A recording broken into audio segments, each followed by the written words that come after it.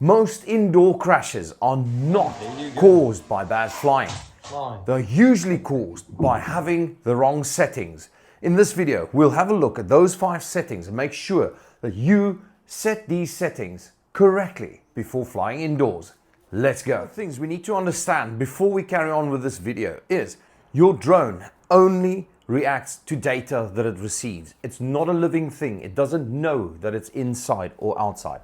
What it does, it connects to satellites, it has its sensors and it looks around it and it gets data and it reacts to that data. Now, if the data is wrong, the drone can make a wrong decision, and that's very important. Okay, so the first setting we need to look at is your return to home setting. This is an important setting, no matter whether you're flying indoors or outdoors. So when you're setting the return to home setting, you've got 3 options. You can let the drone come back to the home point, which is great when you are outdoors, but very bad when you are indoors, because the drone will fly straight up and that's gonna go into your ceiling, which is not a good thing. The second option is to let it hover in place. That's a great idea to select that when you are flying indoors. The third option is to let it land.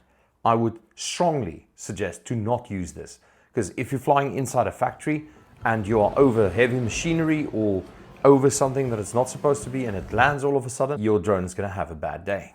The next setting that I want to talk to you about is a setting within the return to home settings. This is the altitude at which the drone will return to home. Now, I just told you it's not a good idea to choose the return to home point option. However, there are some places like in factories or in weird situations where you can't come closer to the drone, where it is useful to have the setting of the drone to come back to the home point. However, it is very important that you now make sure that the altitude at which the drone returns to home is set lower than what the height of the ceiling is of where you're flying.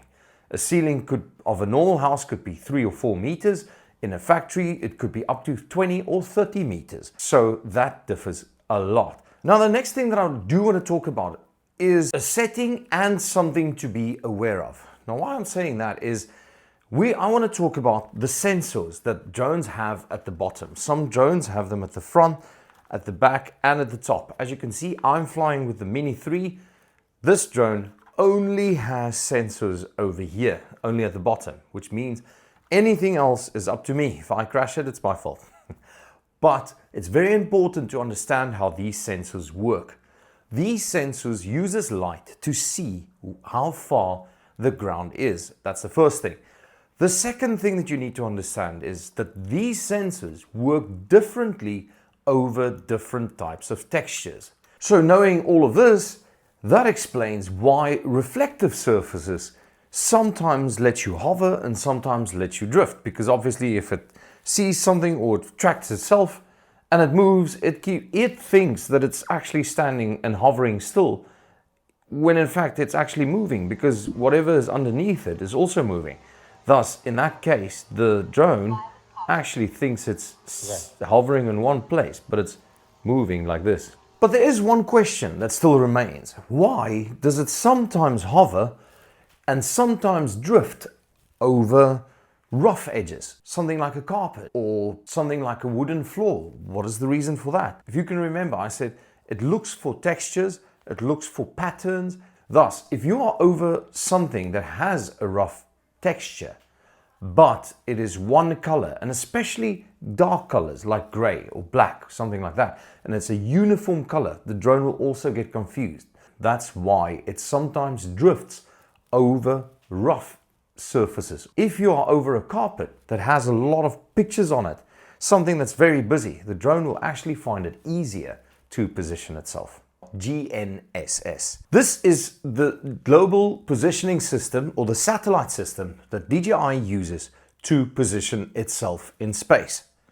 Now, if the drone is properly connected to this system, it is very good at keeping itself in one place, and it also knows exactly where it is, and it can tell you where to go, and it can do a lot of things. However, when you are flying indoors, this system is completely out of balance, because of the walls and the roof. And there's another problem that comes in here as well. The drone is so desperate to connect to the system that it will take any signal it can from the system. Thus, sometimes you can get close to a window and it will get some signal, or you will fly under a thin roof and it will get some signal.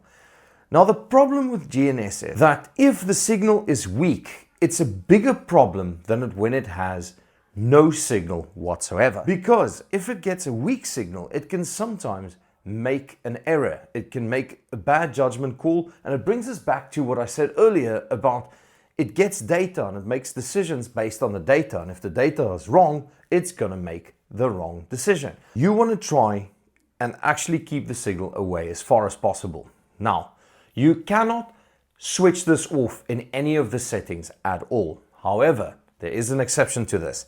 If the drone is in a basement or in a place where it realizes there are absolutely no signals whatsoever, it will show you a warning that will come up. It will say GNSS completely offline, and you have to then give permission for it to fly. If you do this, it completely relies on the sensor. Now, this is dangerous, but in a way, I think this is better because now the GPS is not looking for satellite connections all the time. It purely relies on the sensors.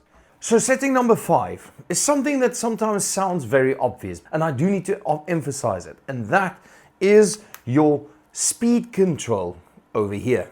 As we all know, you've got cinematic, you've got normal, and you've got speed mode.